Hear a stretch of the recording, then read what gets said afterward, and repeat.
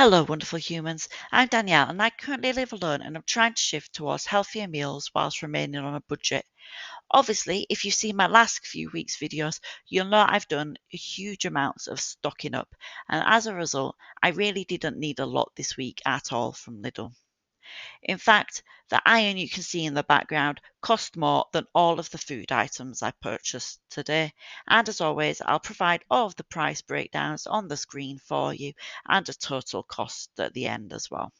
So I got some asparagus, like I said, I mainly needed to get sort of fruit and vegetables. Whilst I have some vegetables still around, I just wanted to make sure I had something that was nice and quick to do by popping into the air fryer into a pan. I got some more cucumbers. I find snacking cucumbers a lot easier for me to eat consistently, either as a snack or as part of a lunch than just chopping up bits from a larger cucumber. I used some tuna during the week, so I decided to make sure I topped up that little supply just in case I want to have any for lunch or dinner and haven't taken anything out sort of protein wise from the freezer, so I have some options with it. I got some of these scarlet tomatoes on the vine. I was thinking about popping them with some olive oil into the oven for a little bit, and I still have some mozzarella in the fridge from last week, so I might put those together to have as part of a dinner one evening. I still have a little bit of fruit as well. I still have some grapes and some oranges, and I think one banana. So I grabbed some of these flat nectarines to ripen at home just to make sure that throughout the whole week I still have some fruit going on as well. My immune system hasn't been too feeling too fantastic this week, so I grabbed a couple of these cold pressed juices. They obviously aren't necessarily the most immune boosting ones, but it's always good to get a little bit of extra vitamins and nutrition into me when I can. And then I had a free item from one of the Snacktastic ranges because of the spending threshold I'd reached, so I got some of those fake sour cream and onion Pringles.